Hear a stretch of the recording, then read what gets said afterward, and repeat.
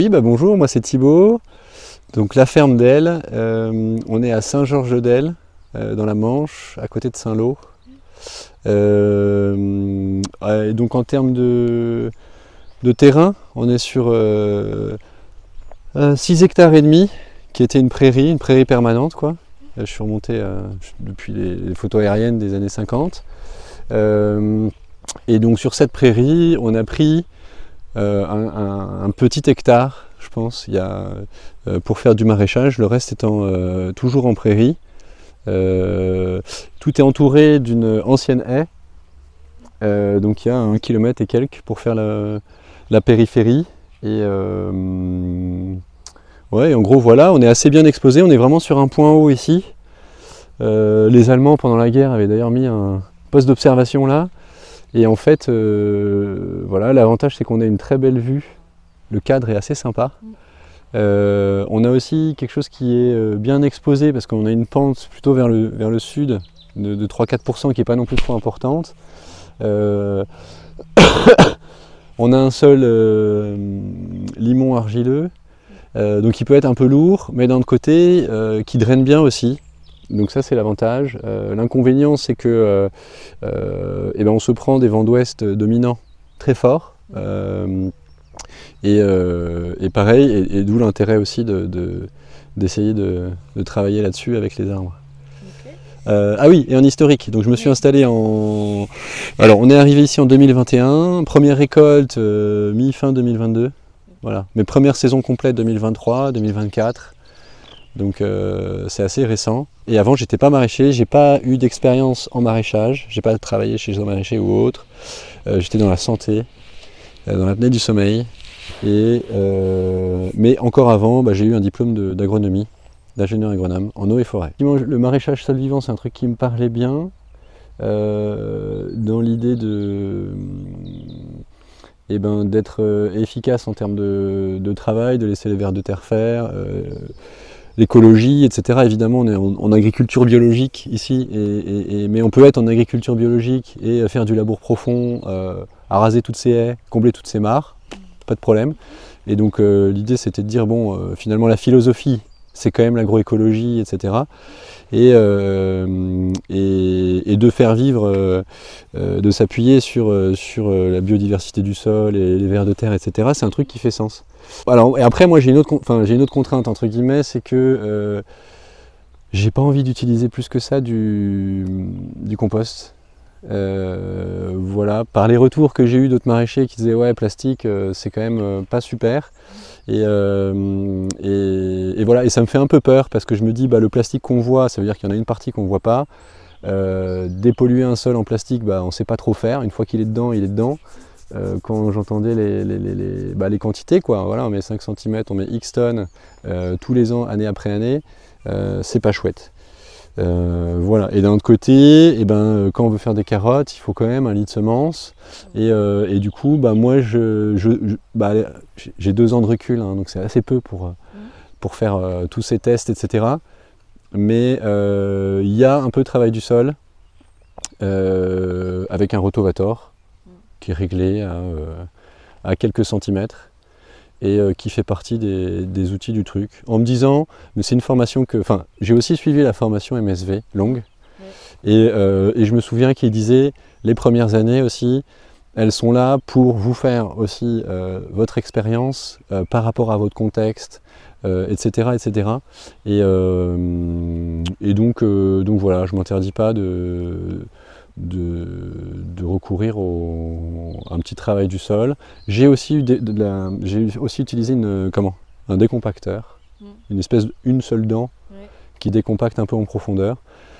À ton arrivée ou ça te... Non, j'aurais dû le faire à mon arrivée. Guillaume Halloween m'avait dit, oh là là, ta prairie, elle a quand même été pâturée pas mal de temps, sol limoneux, à ta place je décompacterai. Et je n'avais pas prévu au départ, donc je ne l'ai pas fait. Et en fait, je me suis assez vite rendu compte qu'effectivement, toutes les carottes fourchaient au même endroit, etc. Et donc, j'ai acheté un petit décompacteur et l'année dernière, j'ai fait ça. Ouais. Okay. Et tu as vu la différence? Ouais, et j'ai vu clairement la différence. Okay. Dehors. Après, dedans, ça m'embête de passer le tracteur dans les serres. Donc pour le coup, non, là, il n'y a jamais rien eu ça a été du pur sol vivant dans les serres, quoi. Okay. Et après, en termes de... Je fais pas venir de compost, donc ce que je fais venir de l'extérieur, c'est des sacs de terreau pour les semis. Ouais. Et depuis peu, j'ai un voisin, Clément, à la ferme de l'Arche, qui est éleveur de volailles. Et je vais récupérer chez lui un peu de fumier de volaille. Okay. Il est en bio aussi, et du foin. Une partie de la prairie, de ma prairie à moi, qui est aussi certifiée bio. Et du coup, voilà, en me disant, finalement, le foin, c'est quand même pas mal, parce que c'est un peu moins carboné que la paille, mais c'est assez équilibré, c'est un truc que j'ai à dispo. De la paille bio, c'est pas forcément évident à trouver aussi dans le coin. Et puis c'est pas monospécifique, le foin, il y a un peu de tout. Je me dis que les vers de terre du coin, ils sont habitués à manger ça. Donc finalement, ça doit plutôt être pas mal. Et voilà, et pour donner un petit coup de fouet, j'apporte aussi un peu de fumier de poule, mais ça c'est récent. J'ai pas fait les 2 premières années. Et j'avais un sol qui est acide, 5,7 je crois de pH, et avec quand même un bon taux de matière organique, prairie permanente, donc j'étais au-dessus de 5 je crois, 5,2, quelque chose comme ça. Okay. Et j'ai pas fait de gros redressage du pH. Quand j'ai fait les analyses, les pédologues ou je sais pas qui font leurs recommandations disent voilà, il faut tant de tonnes de CaO pour augmenter le pH. Ça, moi, j'ai pas fait. J'ai dû mettre sur la moitié des planches, une moitié de certaines planches, un tiers de ce qu'ils avaient dit. D'accord. En disant, comme ça, je fais des lignes de légumes et puis je vois bien si la première moitié, elle est très différente de la deuxième. J'ai pas vu de grosse différence. Et au début, de toute façon, les 2 premières années, de mémoire, tu avais un stock de fumier composté. Ah oui, ouais, tout à fait. De la salle de... Exact. De la salle de traite. C'est ça, c'est ça. Okay. Exactement. Ok. Et pourquoi tu t'es intéressé un peu aussi à GI2E sur l'arbre? Quels sont un petit peu... moi déjà, il y a le principe de travailler, de mettre en commun, de travailler en collectif, etc. Être tout seul dans son coin, je pense que, pour moi, ça a vite ses limites, c'est pas très intéressant. Et donc, quel que soit le sujet, j'ai envie de dire, j'aurais plutôt été partant dans ce projet de GI2E. Et après, l'arbre, c'est un truc qui me parle. Moi, j'ai fait eau et forêt, donc forcément, l'arbre. J'ai fait mon mémoire de fin d'études en Afrique dans l'agroforesterie aussi, donc c'est aussi un truc qui me parle, mixer les cultures vivrières et l'arbre, et parce que je pense que agronomiquement, en fait, on n'a pas 36 millions de solutions à dispo pour être bien à long terme, quoi. Et quand on regarde tous les sujets, en fait, on a besoin de l'arbre, forcément, quoi. Si on s'en passe, tout est plus compliqué, quoi. Surface cultivée, tu l'as pas dit, tu as dit que la ferme était... Alors, en emprise, chemin compris, haies fruitières compris, il y a peut-être 1 hectare, un peu moins. Ouais. Et en vrai, surface de planches cultivées, il y a peut-être 3000 et quelques mètres carrés. Planchant et serre compris? Ouais. Il y a quelle surface sous serre à peu près? Ça dépend si tu comptes celle-là. Non, c'est des serres de 300 mètres carrés, quoi. Donc il y a un peu moins de 1000 mètres carrés sous serre. Okay. Quand on aura fini de bâcher celle-là. Quand on aura rebâché complètement celle-là. Ouais. Ce qui est prévu parce que normalement on plante des courgettes cette semaine dehors. Ah oui. Mais on va les planter là, bref. Ok, d'accord. Ouais. Au niveau de ton organisation de travail, est-ce que tu travailles tout seul? Tu as toujours un salarié? Alors en fait... Débouchés aussi un peu. Ouais. Après, donc 2 années complètes, je suis en 3e année, du coup je me considère pas du tout comme en phase de routine.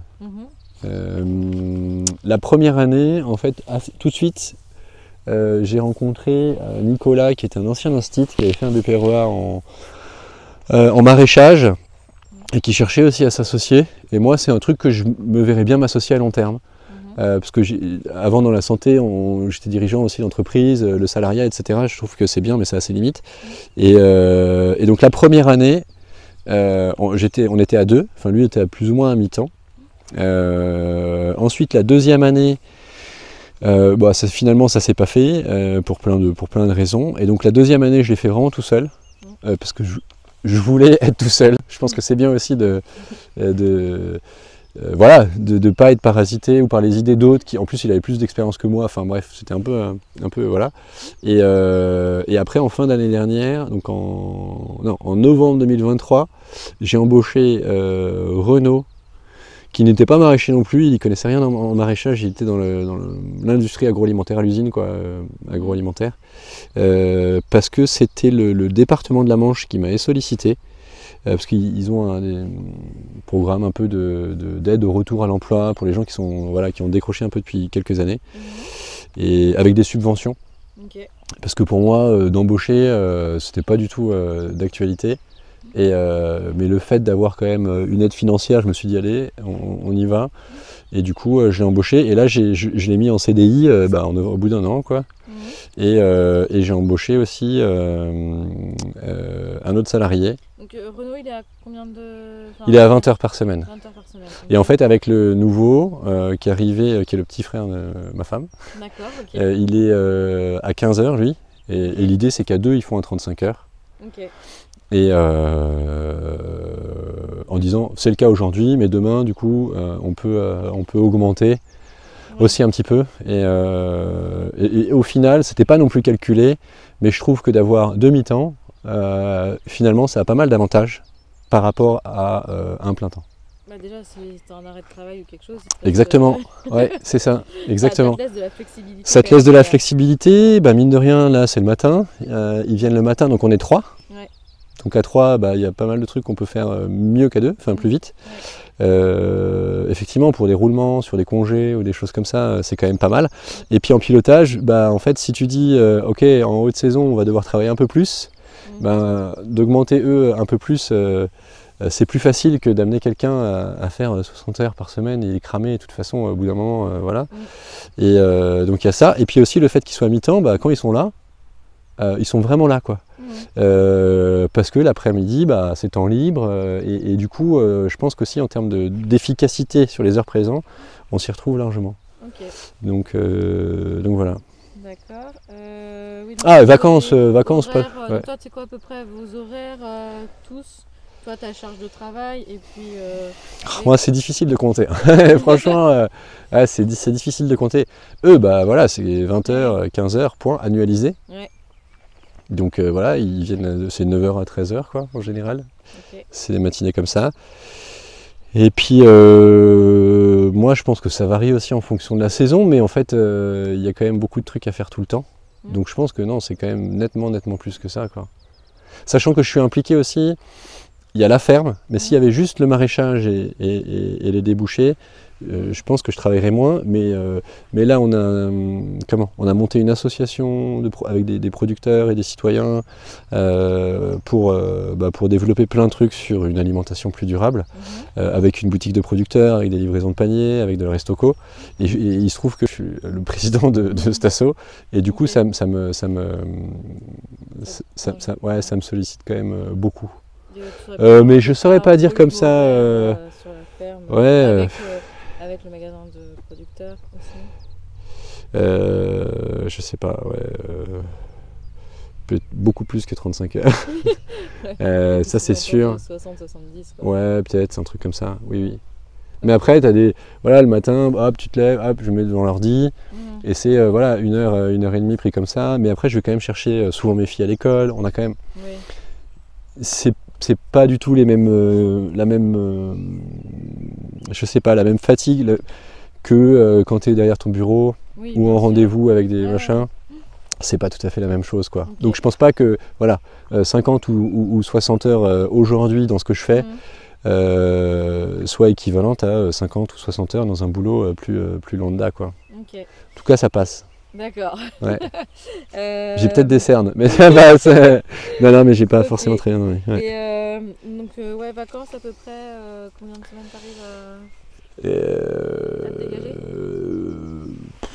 Je sais pas, peut-être 2 semaines, 2-3 semaines. Après il y a des week-ends par-ci par-là.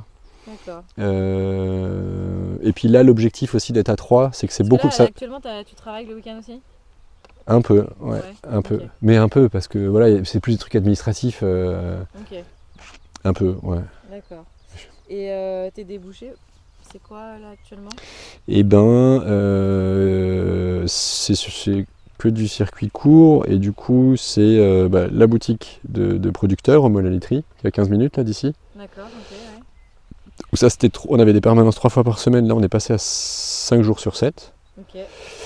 Et après il y a des paniers qu'on fait à différents endroits. Donc c'est pas des systèmes d'AMAP, les gens ils payent pas au départ avec un engagement sur 6 mois ou quoi, c'est un peu plus flexible que ça, mais ça reste des paniers. Et ça se fait dans les associations de parents d'élèves, dans les endroits où les gens sont déjà en fait. Donc voilà, amicale de la MSA, de l'aglo, du centre hospitalier en entreprise et Biocop. Ok, et donc ils sont maximum à combien de kilomètres là autour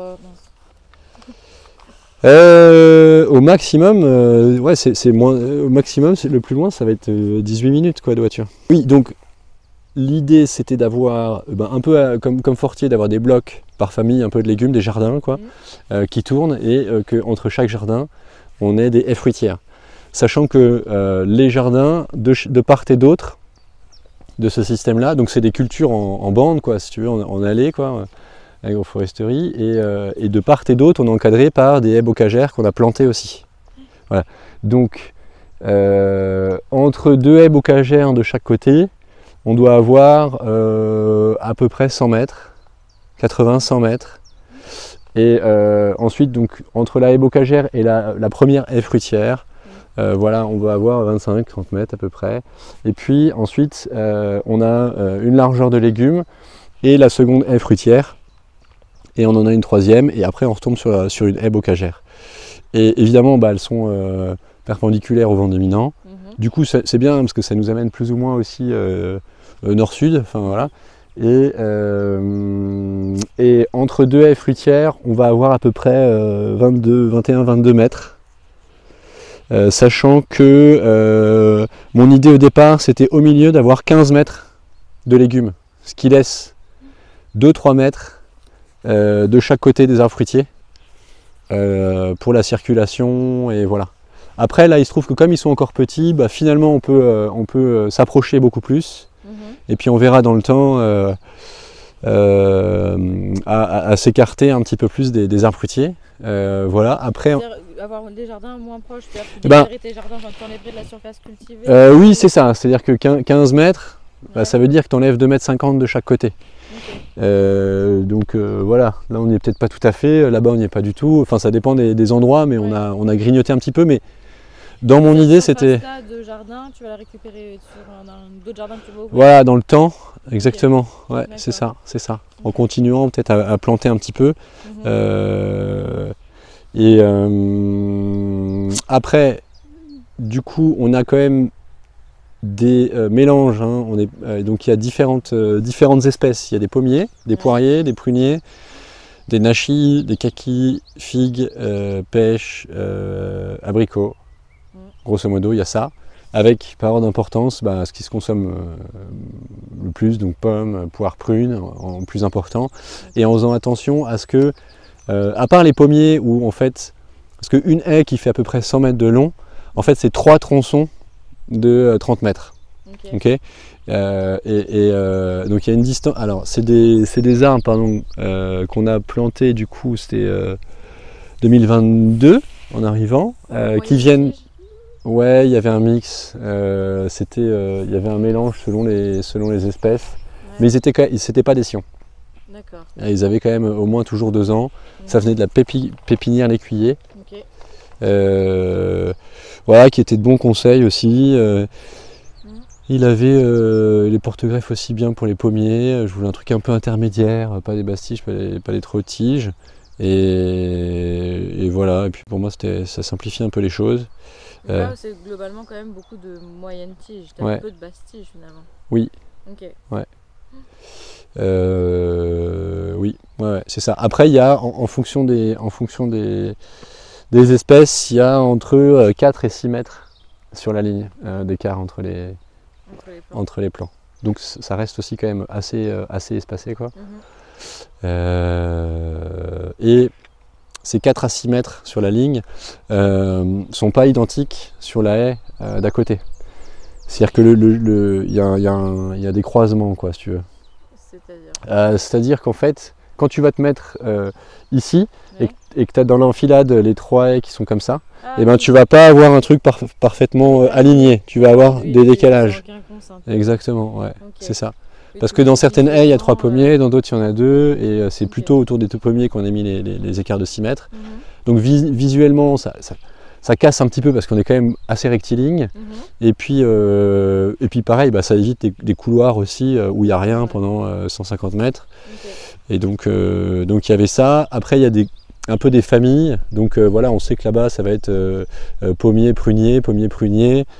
Et Ok. on les rassemble quand même un peu. On va pas mettre un prunier de chaque côté. Donc Ok. on a, voilà, pour toutes les questions de récolte, de machin, Est-ce que tout ce t'as qu'on connaît. regardé un peu quand tu as choisi la précocité pour Ouais. essayer d'étaler, d'en avoir un Oui. peu tout le temps? Ouais. Ouais. Ouais. Ok. Et du coup, j'ai un petit tableau, je pourrais t'envoyer d'ailleurs. Mhm. Avec. Tu sais, exactement, Ouais, exactement. ouais. Non, on n'a pas Non. encore vraiment récolté, mais, Oui. mais c'était ça le principe aussi. Voilà. Ouais, ouais. Et c'est à part ordre d'apparition ou non, ça parle pour le coup Oui, Et, c'est vrai que les nachis qui fleurissent en premier, excuse-moi, ouais, sont assez précoces. Mais pour l'instant, à part ça, j'en ai pas eu qui sont oui, t'as sont pas entrés ordre en production. Et ça, c'en est un justement. Mais après, il y a plusieurs variétés, dont Oui. plusieurs variétés de pommiers. Ouais. Est-ce que tu as de- mis des trucs plutôt auto-fertiles ou à chaque fois des choses en pollinisation croisée? Ouais. D'accord, Ouais. plutôt Oh oui, putain, auto-fertile, alors là, je tu me sais pas. poses une colle. Ouais, C'est franchement, bon, je non, saurais mais pas te dire c'était- précisément, mais. Ok, bon, bah, il n'y a pas de problème. Et donc là, les arbres, tu les as plantés en 2022. 22, Ok. ouais. C'est ça. Ouais, donc là, ils ont à peine. Ouais, s'ils avaient 2 ans, oui, ils sont pas encore tout de suite. Ils vont pas encore rentrer tout de suite en production. Ça devrait pas tarder pour certains. Peut-être les Ouais. vestiges essentiellement. Ouais. Ok. Oui. Et, Après, on a dû cueillir 2 nachis l'année dernière, quoi. Voilà. Ok, ils étaient bons? Très bon, excellent. Non, c'est vrai, excellent. Ok. Avant de planter tout ça, est-ce que tu t'es formé? Non, Est-ce que tu y allais ouais. à l'arrache. Oui, un peu comme ça, en y Ok. croyant. D'accord. En y croyant, non, j'ai un peu discuté avec le pépiniériste. J'avais regardé des documents PDF qu'on trouve Mhm. à droite à gauche, Ok. de projets sur l'agroforesterie, maraîchage agroforestier, etc., avec les différents types de schémas. Et puis après, j'ai fait le truc un peu À ta sauce. à ma sauce, comme je le sentais un peu, quoi. Ouais. Ok. Et après, Mais il y avait tellement de trucs. Puis je pense qu'il y a un moment où il faut y aller. oui, tu Et t'es après pas- se faire son voilà, expérience, tu t'es quoi. pas dit, bah voilà, ma capacité, Non. mon temps, c'est je peux Non. planter tant d'arbres Non. parce que j'aurai tant de temps, Non. ou alors ma capacité de stockage c'est tant, donc je vais Aucune en idée. conséquence. Non. Ok, tu vas adapter. Exactement. Au Après, fur et à comme mesure. on est sur des quantités qui sont quand même. C'est pas 12 hectares de plantés. Il y a eu combien d'arbres au final? Il y a eu, je crois qu'il y en a 80 ou 90, un truc comme ça. D'accord, ok. Et comme c'est quand même un peu dispatché, tu as différentes variétés de pommes, tu as différentes variétés. Mhm. L'idée, c'est plutôt d'en avoir un peu tout le temps pendant une période quand même relativement étalée pour alimenter la vente directe en fait. D'accord. Donc voilà. Non, j'ai pas eu ces considérations-là de stockage, mais en général d'ailleurs pour tous les légumes. Enfin, bien que j'ai suivi effectivement une formation, et c'est après coup qu'on a fait une formation là, avec MSV aussi là-dessus, et en se disant bah oui, voilà, il faut prévoir à peu près tant de temps pour la taille, etc. Et C'était à quelle formation t'as eu? bonne question. Il y avait la formation Et que ça- côté agroforesterie où on n'a pas eu vraiment ces infos, je pense pas. Non, Et c'était après sur la taille qu'on a eu Sur ces la infos. taille avec Voilà, Marceau. exactement, Ok. c'est ça. On était demandeurs de ces infos et on les avait pas vraiment eues, et après Ouais. on les a eues. Ok, d'accord. Euh, La formation de taille avec Marceau. Voilà, mais après Et- coup, ils étaient déjà plantés, et puis voilà, au bout d'un an, tu te dis, bah, il va peut-être falloir que je me mette à les tailler. Comment on fait? Ok, il y a une formation. Du coup, Allons-y. C'est la première année où tu as commencé à tailler. C'est ça. Tu n'as pas fait de taille de formation Non, après. Ok. non. Et tu t'es senti à l'aise Oui, Oui, ça allait. oui. Avec les infos que tu avais. Oui, alors il s'est passé quand même presque un 2 an, ans, ouais, un, presque un an entre la ouais. formation et le truc. Après, j'avoue, j'ai dû regarder encore des vidéos YouTube Ouais, pour me remettre un peu dans le truc. ok. Et puis, ouais, et puis voilà. Hein. Après, je me suis dit, Ok. j'y vais pas trop non plus comme un barbare. Donc il y a quand même on va voir quoi. Ouais. Tu les avais implantés comment, toi, tes arbres, ton itinéraire de plantation Ah bah j'avais loué une pelleteuse et on a fait des trous à la pelleteuse. Ah oui, c'est vrai. Et tu avais rebouché à la pelleteuse, non Non, à la main. Ok. On avait rendu la pelleteuse. Ok. Ouais. Et j'aurais pu mieux faire, à refaire, je pense qu'il y aurait peut-être un bâchage sur le rang pour limiter la concurrence de l'herbe. Ouais. À refaire, on n'aurait pas forcément loué une pelleteuse pour ça. À refaire aussi, Peut-être des sions aussi plutôt des sions. Du coup, les trous sont peut-être moins gros à faire. Aussi, quand tu t'arrives, moi je connaissais personne dans le coin, donc c'est pas la même chose. Aujourd'hui, on pourrait faire aussi un truc un peu plus collectif et trouver un peu plus de bras pour le faire. Et voilà, mais après, dans le temps imparti, on s'en est très bien sorti, moi, je crois. Oui. Avec les contraintes de l'arrivée, on a déjà une charge mentale un peu à saturation. Bien sûr. Il faut avancer. Là, je suis pas mécontent. J'ai aucune perte, alors que l'été 2022 avait été très sec, qu'il y avait de l'herbe au pied, donc il y avait concurrence. Jeunes arbres, concurrence plus sécheresse. Je dis c'est là qu'il y a une hécatombe. Finalement, il n'y a pas eu. Les seuls arbres, c'est parce que mauvaise manœuvre avec le tracteur qui sont partis. Mais voilà, donc franchement, non, on s'en sort bien. Il n'y a pas eu de perte parce que tes arbres, ils s'en sortent toujours. C'est juste après, je pense, on avait regardé un peu les croissances. Oui, voilà, c'est ça. Effectivement, être mieux, il beaucoup mieux. Plus vite en production. Mais je crois que tu disais que toi, tu n'étais pas spécialement pressé. Non. C'est pas non plus. Non. Voilà, oui, je m'ennuie pas. J'attends pas. T'attends pas à prendre tes fruitiers. Non, après, c'est vrai que s'il y a une demande, quoi. Clairement, on manque de fruits et ouais, ça serait chouette. Effectivement, la ça serait chouette. Quand tu creuses, je sais pas si vous aviez fait gaffe à ça, mais de remettre les horizons un peu dans le même. Typiquement, voilà, c'est le truc qu'il faut faire gaffe. Et comment tu l'utilises aussi pour pas trop lisser. Ouais, faire une piscine pour ton. Exactement. Mais ce qu'on avait fait finalement dans la prairie là-bas, on se rend compte qu'un sillon, tu fais juste un ça fonctionne. Tu gères un peu la concurrence oui, c'est ça. À l'herbe. C'est ça. Mais quand tu connais pas, tu te dis un sillon quelque part, si je paye un peu plus cher pour avoir un truc un peu plus grand, je vais gagner aussi un peu de temps et il va rentrer en production plus vite. Ouais. Et en fait, c'est pas forcément un bon calcul. C'est ça. Croyance, mais c'est vrai que quand on et puis c'est plus sympa visuellement de voir un arbre déjà formé, mais au final on perd du temps dans la rentrée en production parce que on lui a coupé des plus grosses racines pour le sortir de terre. Complètement. Mais là en ayant des trucs, des plans, parce que c'est vrai qu'il y a aussi le côté activité un peu pédagogique, on reçoit des écoles, etc. Donc d'avoir un truc tout de suite, c'est pas c'est bien, c'est mieux, c'est mieux. Aujourd'hui, c'est sûr qu'il y aurait, il n'y a pas photo quoi, on partirait plutôt sur des sions. Ouais. Et là, à l'heure actuelle, est-ce que tu as prévu tu entretiens comment le pied de tes arbres? Est-ce que tu as prévu de... Là, je n'entretiens pas. Ou de faire quelque chose? Non, alors, est-ce que j'ai racheté des bâches d'ensilage parce que je me rends compte que c'est quand même pratique. Et du coup, l'idée, c'est, il n'y en a pas encore partout, mais de recouvrir le pied des haies quand on les range finalement. On les enlève et elles sont au pied de la haie, donc ça évite quand même que l'herbe pousse. Franchement, je me demande si j'aurais pas fait, parce que j'ai planté aussi un peu dans certaines haies des framboisiers groseilliers. Et l'idée c'était ensuite de faire des boutures pour en mettre un peu partout aussi. Mais l'herbe est quand même un problème, c'est cool l'herbe, mais elle pousse, elle concurrence, et je me demande si j'aurais pas mis quand même on avait mis du foin, la première année on avait quand même mis du foin, mais en fait ça se décompose très vite, ça va. Et je pense que j'aurais bien mis quand même une bâche tissée. Et ensuite pour y implanter aussi les petits fruits rouges. Et une fois que l'herbe elle a bien été calmée, là on entretient avec du foin. C'est pas la même chose de mettre du foin sur de l'herbe poussante que sur un sol propre. T'as pas la même efficacité et voilà. Donc je le voilà. Faut mettre épais, quoi, sinon faut mettre vraiment ouais, c'est ça. Mais donc là non, j'étais parti sur on va tout mettre propre avec une bâche tissée sur le rang. On fait nos implantations et puis l'année suivante, on enlève la bâche et on met du foin. Mais alors comment t'enlèves ta bâche tissée? En fait, elle a des fentes, comme on a fait sur les bords de serre, on fait des fentes. Ah oui, d'accord. Et on glisse l'arbre dedans. D'accord. Mais pareil pour tes petits fruits?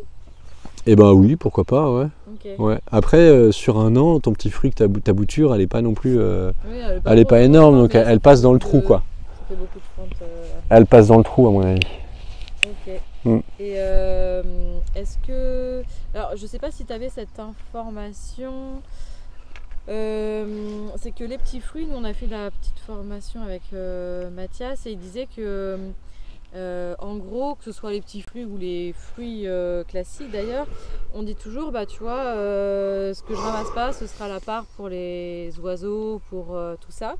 Et en fait ce qu'il nous expliquait c'est que si tu as du chancre ou des maladies et que tu ramasses pas ton fruit, tu inocules ton sol avec ces maladies-là qui vont se développer 2 fois plus vite. Mieux. Et pareil pour les petits fruits, notamment les framboises. Du coup, ces haies bocagères, l'évidence c'était de faire une barrière, réduire un peu la vitesse du vent, la contrainte par rapport au vent. Donc c'est une haie diversifiée, c'était dans le cadre d'un programme aussi d'aide publique de la région et de l'Union européenne, je pense. Et donc là, il y a eu de la préparation de terrain. C'est eux qui ont tout fait. Donc ils ont décompacté, ils ont voilà, préparé le sol, il y a eu un bâchage. Une bâche biodégradable, c'est ça? Biodégradable, voilà. Et ensuite plantation avec alternance de différentes espèces. Après c'est que de la haie bocagère classique, donc il y a des essences arbustives. Certains augets. Voilà, stratifié, c'est ça. CP et auget. C'est ça. Okay. C'est ça. Après la CP me parle moins qu'un trogne par exemple. Ouais. Donc moi c'était moins pour faire des CP que des trognes. Donc t'as pas mis de noisetier quoi, typiquement. Bah ici il y en a un petit peu, mais ça c'est pas vraiment dans la catégorie. Enfin c'est un peu l'essence de bourrage. Enfin c'est arbustif quoi. Il y a des trognes, des arbres que tu veux trogner. Que je veux trogner, oui, comme oui. Quoi par exemple? Bah à peu près tout ce que je peux. Okay, non mais franchement tout ce que je peux, j'essaierai bien avec chêne, châtaignier, qu'est-ce qu'on a mis dans les... Tout, ouais. Qu'est-ce qu'il y a comme... Ton objectif de faire des trognes, c'est parce que tu chauffes au bois et tu veux récupérer du bois ou... Oui, ouais il y a ça. Okay. Il y a ça, il y a aussi le fait que l'arbre il va plutôt vivre plus longtemps en étant trogné que si tu le laisses tranquille à l'état naturel. Et donc beaucoup plus longtemps que si tu fais une CP. La CP raccourcit plutôt son temps de vie par rapport à la référence état naturel. Il y a aussi le fait que en termes de biodiversité c'est pas mal. En termes de retour de l'effet coupe-vent, c'est pas mal aussi par rapport à une CP. La CP tu coupes tout alors que la trogne tu coupes juste une... Ouais voilà, enfin donc il y a différents avantages quoi. Ouais, et puis c'est un truc qui est un peu qui a été un peu en désuétude pendant longtemps et donc moi je trouve ça plutôt chouette. Bois de chauffage, mais pourquoi pas aussi fourrage ou enfin en fait on peut. Oui, est-ce que tu as des animaux en plus oui, ouais, voilà, on peut imaginer ça, ouais, ou faire du broyat, j'en sais rien. Mais donc si j'avais le choix entre couper un arbre pour soit en faire une CP soit un trogne, ce serait plutôt vers la trogne en fait. Donc voilà, et après l'idée, c'est l'intérêt, c'est climatique. Donc quand il y a du vent, ça réduit la vitesse du vent, quand il fait chaud, il fait un peu moins chaud, etc. Enfin ça tamponne vraiment au niveau climatique, au niveau fertilité aussi. Enfin arbre, vers de terre, champignons quoi. En gros, si t'as pas l'arbre, les deux autres ils en pâtissent, etc. Donc c'est un espèce de trio gagnant, c'est un peu l'architecte. Après il y a aussi le côté bien-être paysager et qui est quand même super important. Voilà, si on était juste au milieu des champs de maïs ou je sais pas quoi, je pense que je serais triste et j'aurais peut-être moins envie de me lever le matin pour aller désherber mes carottes. Donc ça joue aussi, voilà, fertilité quoi aussi, toutes ces questions là quoi. Et là quand elles ont été implantées, donc celle-ci en 2023 de mémoire, non? Non, 2022. Mais tard. C'était en mai je pense 2022, tard dans la saison. D'accord. Depuis c'est pareil, tu les as laissés vivre leur vie, t'as c'est pas ça. Exactement. Fourché, non pour l'instant j'ai encore rien fait. Les arbres de auger. Ouais c'est ça, exactement. Pour potentiellement se dire aussi peut-être qu'un jour ce sera du bois de reuve ou même les augers tu veux les conduire en tétard. Oui, je pense pas que je veux du bois d'œuvre. Ok, d'accord. Non. Ok. Mais bon, du coup, il y a, si tu veux qu'ils soient en total. Après, du bois d'œuvre, oui. Je pense que tu as moyen de faire des trucs quand même avec des trognes, mais c'est sûr que ça sera pas la même chose, quoi. Non, parce qu'en général, le bois d'œuvre, il faut vraiment un long fût, alors qu'une trogne, Oui, mais qu'est-ce que... Alors, bois d'œuvre pour faire quoi? Enfin... le bois d'œuvre, c'est toujours pour faire c'est de la planche, quoi, en gros, si tu veux. Oui, alors non, c'est sûr. Un fût, c'est un arbre. Non, moi je veux pas faire des planches. Non, Ah ouais. non. Et c'est juste qu'en valorisation, économiquement parlant, non, ouais. Oui. Ouais. Oui. Non, du coup, c'était pas du tout ça. Okay. Mais à ce moment-là, je pense pas que la haie soit le bon dispositif si tu veux faire du bois d'œuvre, quoi. Tu fais un petit boisement, quoi. T'as des très beaux bois d'œuvre. Hein. Ouais. Si, tu peux très bien valoriser. Ouais. Mais il faut que ce soit vraiment des beaux arbres, quoi, que tu as, entre guillemets, un petit soin pour avoir ce fût, justement, qu'on recherche, un houppier assez haut. Mais ça, c'est un peu la forme qu'a l'arbre dans un boisement. Parce qu'il a la concurrence, parce qu'il va monter naturellement. Et comme dans une haie, par définition, il n'y a pas de concurrence ni à droite ni à gauche, c'est pas comme ça qu'il va pousser naturellement, quoi. Donc tu vas avoir un coup de bol, tu vas en avoir un beau. Oui. Mais en fait, si c'est ça ton objectif, il vaut mieux pas planter une haie. On est dans certaines fermes, pas forcément maraîchères, mais sur d'autres fermes où c'est vraiment l'objectif, c'est d'avoir du bois d'œuvre par la suite. Oui. Donc, ok. Oui, et tu vois, mais là, ils vont avoir une action pour tailler tout ce qui sort et laguer, machin. Et là, prochainement, du moi, non, c'est pas le cas. Un petit peu. Non. C'était prévu, oui, normalement, il aurait fallu le faire dans les 2 ans qui suivent. Ouais. Okay. non, question de temps. D'accord. Et c'est pareil, là, dans la taille, je me suis dit, d'abord, je fais les fruitiers. Et après, si j'ai le temps, effectivement, je passe au bocagère, quoi. Donc l'année dernière, il y avait, il y a 2 éléments que j'aime bien, c'est le côté un peu boisé, un peu forestier, et l'eau. Et c'est pour ça qu'on avait fait aussi une mare en arrivant. Et en plus des haies, on s'était dit qu'ici on pourrait faire un coin un peu plus boisé, mini bosquet, plus forestier. Un peu aussi avec l'idée derrière, mais pas très précise, de faire un peu un côté forêt-jardin, donc un mélange, voilà, mais où on se balade et on est un peu sous une canopée, ce qui n'est pas du tout la même chose que quand tu te balades le long d'une haie, quoi. Et en fait, ce qu'on s'est rendu compte, donc là on a planté ça l'année dernière, et comme d'habitude, on n'a rien fait de plus, j'ai rien fait de plus que de planter. On l'a planté avec une école, du coup. Avec une école, ouais, on avait bien fait ça. Le piquetage, etc.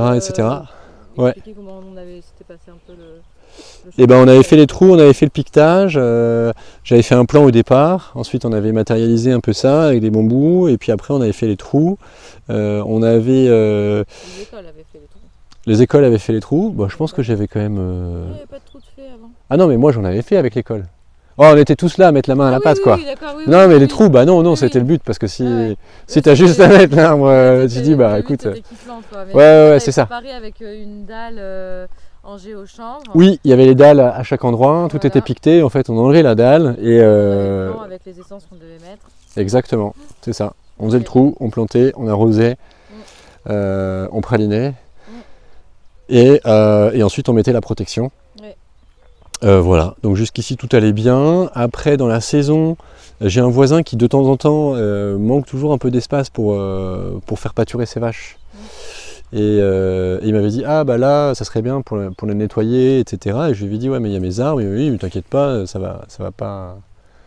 Qu'est-ce qu'ils vont faire? Ils vont rien faire du tout à tes arbres, t'inquiète pas. Et puis, moi, je lui fais plutôt confiance. Et en fait, bon, ils ont un peu labouré... pas mal d'arbres. Après, il n'y a pas eu tant de pertes que ça. Non, mais disons qu'ils ont pris du retard, quoi. Ouais. Au minimum, ils ont pris du retard. Ils se sont fait un peu manger pour certains. Ils se sont fait aussi un peu manger, ouais, clairement. Ils se sont fait, ouais. Après, la leçon de ce truc-là, après, c'est toujours difficile de refaire le film a posteriori, mais c'est vrai que moi je me rends compte que depuis le départ, depuis l'installation, on part avec envie de faire beaucoup de choses, forcément, on s'installe, etc. etc. Et c'est vrai qu'il y a plein de choses qui sont super intéressantes à faire. La problématique, c'est de les faire bien. Et on se rend vite compte que en fait, tout prend beaucoup de temps. Et à refaire, je pense que j'aurais peut-être un peu plus séquencé les choses. Et typiquement, bah, voilà, ici, derrière, c'est prendre le temps d'aller aussi un petit peu plus loin sur l'entretien des plantations et voilà, parce que derrière aussi bah, c'est du temps de gagner, quoi, plus efficace. Il ne faut pas sous-estimer, enfin le maraîchage, je trouve que c'est quand même diversifié. Tu as quand même pas mal de charges mentales parce que tu as plein d'espèces différentes, t'as plein de, enfin quand tu découvres un peu ce métier-là, c'est quand même pas évident. Tu as un peu de pression aussi parce que bah, forcément économiquement il faut quand même essayer de sortir un salaire. Et si tu rajoutes à ça bah, des arbres fruitiers, des machins, etc., la commercialisation, tout ça, ça fait quand même beaucoup. Et le risque, bah, c'est que les trucs qui sont un peu moins importants, entre guillemets, ils passent un petit peu à la trappe. Et c'est dommage parce que c'est quand même du temps qui a été passé dessus. Et financier aussi, et un peu financier, bon, oui. C'est un peu d'argent quand même aussi. Oui, après tu as 60 arbres à 50 centimes le plan, c'est pas non plus, enfin il y a pire. Non, il y a pire, mais c'est quand même du temps investi. C'est plus ça, et c'est la déception de se dire bah mince, et après tu peux vite, le risque, moi c'est pas du tout le cas, enfin voilà, plutôt dans une spirale positive, mais le risque c'est que tu as 2-3 choses comme ça qui s'accumulent. En fait tu peux vite perdre un peu courage, je pense, être dans une dynamique mauvaise, et un peu déceptif, et c'est bien d'avoir du positif, et pour avoir du positif eh ben, il faut c'est ça, il faut bien faire les choses. Et donc, là voilà. Moi sur ce terrain peut-être que je me dirais, tu vois, ne serait-ce que par rapport aux protections, alors là il y a eu les vaches, c'est un peu particulier, mais même je sais pas si tu as une pression un peu chevreuil ici ou pas. Mais c'est peut-être se dire bah, plutôt que des bambous, mettre des piquets sur lesquels on puisse agrafer les filets. Oui. Parce que, mais là rien que le vent, rien que le vent on a enlevé un certain nombre. Les filets, exactement. Fixés, exactement. Et puis parce que c'est des vieilles haies aussi, donc tu vois il y a des trous. T'as pas un effet coupe-vent comme tu pourrais espérer d'une haie bien entretenue. Plus costaud, avec justement la graffeuse pour pouvoir le fixer pour qu'il ne s'envole pas. Exactement, complètement. Un peu plus, complètement. Après c'est du bocage, donc normalement t'es pas censé, enfin c'est des trucs bocagés, c'était des OG, donc bon peut-être gérer un tout petit peu plus au pied de chaque arbre, mais là c'est ce que tu disais, peut-être c'était ton axe d'amélioration. Oui, c'est ça, mettre des clôtures et faire un truc bien balisé pour le faire pâturer entre les lignes d'arbres. Faire une ligne aussi. Et avec une bâche tissée. Oui, parce que derrière je pourrais quand même, je pense, la réutiliser, et puis derrière ça permet entre les arbres aussi d'avoir un effet désherbant, et si derrière je veux implanter d'autres arbres fruitiers ou petits fruits, en fait le sol aura déjà été préparé, quoi, désherbé. Complètement, donc voilà. Là tu comptes, là cette année là franchement si je me le dis, là ça fait quelques semaines que je me dis il faut que je tire les clôtures, etc. Mais c'est pas dans la priorité, quoi. Et quand je vois tous les trucs, j'utilise non mais c'est ça, et j'utilise, j'ai vu un message ça dans le groupe WhatsApp de ouvre-ta-ferme.fr, un maraîcher qui apparemment aime bien aussi tout ce qui est programmation, je pense qu'il est vraiment pro parce que il est allé loin dans le truc, et je trouve que c'est un super outil. Et du coup je me suis mis à l'utiliser, j'ai passé une semaine, les vacances Noël Nouvel An, à faire ma liste au Père Noël de ce que je voulais, ensuite de tout rentrer dans le système, et voilà, et du coup ça t'enlève énormément de charge mentale parce que tu t'es concentré dessus, et après tu as un planning. Il te sort automatiquement ton planning. Tu peux aussi, j'en suis pas là, mais une fois que tu t'es bien approprié l'outil, noter ton temps de travail sur chaque tâche qui a été programmée, et voilà, et t'oublies pas de semer tel truc, ou tu sais quand tu vas planter tel truc. C'est un truc spécial maraîchage ou c'est... Et c'est ça, donc t'as le côté toute la programmation, l'assolement, donc géographiquement comment tu fais ton truc. Ensuite les tâches, quand tu as dit tiens je veux semer tel truc, il te le sort dans ton planning. Tu peux saisir les temps. Ensuite tu as les rapports d'analyse, qui te dit voilà, voilà, tu peux saisir tes récoltes, tu peux, aussi, c'est ça. Moi je sais, là j'ai fait le truc et j'ai mis combien je vendais mes légumes, combien était mon rendement théorique. Et en fait, ils te sortent ton prévisionnel de chiffre d'affaires. Et tu sais déjà si tu es complètement dans les choux ou pas. Voilà. Mais tu dis raisonnablement, non, je ne serai pas par rapport à ces trucs de rendement, etc. Mais voilà, ça te permet d'avoir une ligne. Et ça, mine de rien, ça prend quand même du temps. C'est important. Et si tu le fais pas, moi la première année, j'avais fait un super fichier Excel. J'avais tout mis dedans. Et en fait, j'avais rien suivi du tout parce que j'étais dans les choux, je découvrais le métier. Et en fait, rien n'était bon. Et ça faisait. Pour le coup, c'était aussi un peu déceptif parce que tu as prévu des trucs et tu n'y arrives pas. Et donc la deuxième année, je me suis dit, je fais plus rien, je programme plus. Je vois au jour le jour. Et sauf qu'en fait, tout le temps, tu y penses. Les choses sont pas claires, tu zappes des trucs. Tu as quelqu'un qui travaille avec toi, qui est ton salarié, il a quand même besoin d'une direction qui soit relativement claire, sinon il se dit qu'est-ce que je fais ici. Et donc ça te met une pression aussi importante, mais ça fait partie de l'acquisition aussi d'expérience. Et là, la troisième année, j'utilise cet outil-là, j'y vois déjà un peu plus clair, on est un peu moins loin, mais en fait on est toujours quand même un peu en retard. Là, maintenant tu priorises vachement, et un peu plus. C'est pas ma priorité, c'est intéressant, mais je peux pas tout faire. C'est ça. Et en tout cas, je sais que cet outil-là, je pourrais continuer à l'utiliser dans les prochaines années en l'utilisant vraiment, vraiment à fond tout ce que permet de faire cet outil-là. Voilà, les temps de culture, les machins, tout pour avoir une meilleure vision de ce qu'on fait, quoi. Et j'étais impressionné par ce qu'arrivent à faire d'autres fermes. Je ne sais pas quels outils ils utilisent, mais m'a dit Gwendoline, ils disent voilà, tiens, on passe tant de temps sur tel et tel atelier. Et je me dis, il y a une rigueur aussi qui est assez, m'a dit, c'est vraiment assez chouette.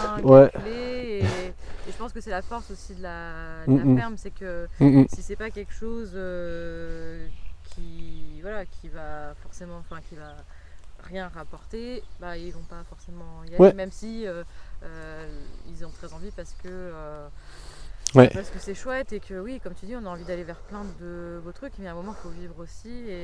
C'est ça. Et du coup, il m'a dit là-dessus, il calcule beaucoup. Après, tu peux avoir des trucs que tu fais parce que ça te fait plaisir de les faire. Ça, je pense qu'il ne faut pas s'empêcher de le faire parce que c'est aussi ton truc. Moteur, Mais à côté, il faut se rendre compte que tiens, tel truc, je le fais pas pour gagner de l'argent, mais pour me faire plaisir, ou parce que si j'en ai pas, c'est vraiment dommage parce que c'est un produit d'appel et je sais que je perds de l'argent, mais d'un autre côté, si je l'ai pas, je perds des clients qui me font perdre beaucoup plus d'argent. Donc, mais tout ça, il faut avoir les données pour le faire. Et si tu n'as pas les données, et prendre les données au jour le jour, en fait, il y en a plein. Tu as plein de cultures, tu as plein de séries, c'est pas forcément facile. Et d'avoir un outil un peu structuré pour le faire, c'est quand même chouette. Là, je sais pas si tu avais l'info parce qu'on s'est pas beaucoup revu, mais en gros, tu as Louise Fromageau de la SIC Bois Bocage Énergie qui va venir sur chaque ferme faire un plan de gestion des haies. Cool. Donc c'est un plan de gestion qui en gros se base sur 15 ans. Ok. Donc sur une durée de 15 ans, où elle te priorise des tronçons de haies qu'il va falloir entretenir, où elle te fait un peu des préconisations de gestion sur les tronçons prioritaires, les moins prioritaires, ceux qu'il va falloir regarnir, un petit peu tout ça. Ok. Donc elle va intervenir là entre le printemps et puis l'été. D'accord, c'est marrant 15 ans, parce que moi j'avais en tête ce côté, au global, là il y a 1 km, on a replanté peut-être 500 mètres, 600 mètres linéaires, là, dans intraparcellaire, et donc tu as 1,5 km, et je m'étais dit, ça serait bien de faire 15 tronçons de 100 mètres, ça tu sais que tu fais 100 mètres tous les ans, et tu reviens sur ta zone tous les 15 ans, quoi. 15 ans en fait, parce que c'est à peu près la durée, de ce que j'ai compris, je me trompe peut-être, mais où tu vas devoir revenir, réintervenir peut-être vraiment pour faire une exploitation. C'est ça. Et voilà. Et donc elle vous fera des préconisations. Au mois de juin, il est aussi prévu qu'elle nous fasse une session vraiment où on se met au pied d'une haie. Ok. J'ai à peu près tous les mêmes haies. Oui. Et l'objectif, c'est qu'au pied de cette haie-là, on fasse le marquage. Comme si demain, ok, on veut l'exploiter, soit pour du bois de chauffage, du copeau ou n'importe. Ouais. On veut l'entretenir et l'exploiter. Comment on procède, Ouais. quels arbres on recèpe et pourquoi, comment on va faire du balivage peut-être, ou enfin il y a plein de D'accord. techniques différentes. Et donc on va aborder tout ça et le but c'est sur une demi-journée je pense, on va faire des marquages de haies pour comprendre la logique Ok. de l'entretien. Ok. En plus il y aura les fiches techniques du coup d'Aurine. D'accord. Qui sera une aide à la décision un peu avec un arbre de décision au début, comme ça tu sais à quelle fiche technique te référer, Ouais. très rapidement. Oui. En regardant cet Truc arbre de bien, décision. bien prédigéré et tout ça. Voilà, c'est ça, C'est bien. exactement. Du coup sur cette haie mature, toi à l'heure actuelle, qu'est-ce que tu as fait dessus? Rien. Y On a dégagé un peu les fils, mais rien. Et on a. Il y avait un jeune qui était venu couper les arbres qui étaient tombés pendant la tempête. Ok, Grosso modo, c'est tout. il n'y a jamais eu des pareuses avant, tu savais pas Non. du tout comment elle était gérée? C'était un particulier. Il coupait du bois Ouais, pour se faire du bois de feu. ok. Mais je pense qu'il sortait beaucoup trop de bois par rapport à la régénération. D'accord, Et il faisait pas de régénération assistée ou quoi. ok. Et donc on avait plutôt. Mais il n'y avait pas d'épareuse. Après, moi, c'est notre haie, Ouais. mais j'ai des voisins. Mhm. Et donc l'entretien de l'un m'incombe. Ok, Mais en fait, comme je le fais pas, il le fait. il le fait. Et donc lui, il a une épareuse. Ok, Donc d'accord. je pense que quand tu regardes. Là, on est de ce côté-là. Ouais, Et si tu passes juste de l'autre côté, ouais, t'as pas du tout le même profil. ouais. Ouais. Oui, c'est beaucoup plus. Donc après, oui, après je vais pas l'emmerder parce que c'est ma responsabilité et que je fais pas le job que je devrais faire. Ouais. Donc je peux pas lui dire bah non, reste comme ça. Mhm. Lui il a son tracteur, il faut qu'il passe, il a ses impératifs économiques et voilà. Et en plus c'est le maire du village. Et non, et en plus il est sympa. Enfin, Oui, oui. mais voilà, je peux pas. Ok, ok. Après, demain, si j'ai le temps et je dis bah non c'est bon, je fais tout l'entretien de ma haie, Mhm. il va dire bah ok tant mieux Thibaut, fais-le. Ok. Il n'y a pas de souci. C'est juste que là en attendant. Et toi, est-ce que tu te vois. Voilà, tu disais que tu n'as pas trop le temps, donc l'entretien, tu ne te vois pas, par exemple, cet arbre-là, j'en sais rien, peut-être qu'on te dira qu'il faut le couper et puis refaire un puits de lumière pour relaisser un arbre pousser, j'en sais rien. Enfin, j'imagine des choses pour faire du regarnissage ou des Ouais, choses comme ça. ouais. Est-ce que toi, tu te vois le faire Non, aujourd'hui, toi-même? franchement, en début troisième année, Mhm. je dis non. Ok, ouais, ouais, non, mais oui. Non. Mais si c'est Non, à il y a faire, déjà trop de trucs. Après, le but c'est de se structurer, d'embaucher, une fois que tu as tes débouchés qui sont installés, etc., etc. Bah oui, là normalement toi, tu dois te tu prendre le ta prends ça responsabilité et de après. le faire, d'abattre ces arbres. Oui, alors après, pareil, moi j'ai pas forcément monté sur mon tracteur, Oui. voilà. Ça va pas me faire rire de prendre des risques, Oui, bêtement. donc peut-être tu le feras faire par Donc soit je le fais faire, soit on se dit, je sais pas moi, on mutualise voilà, les bons outils qui vont bien, mais c'est pas le genre de truc sur lequel j'ai envie de m'amuser à prendre des risques. Bien sûr. Donc et voilà, et s'il y a un tiers qui peut le faire, bah oui, why not quoi. Après il faut voir le coup en face. Oui. Là les arbres qui sont tombés, bon bah voilà, il a pris une partie du bois, il m'en a laissé une partie, et Oui, puis moi ça ça me va très bien. Enfin, mais sur des trucs comme ça l'entretien, non, ce type de marché là me semble peu probable. Ok.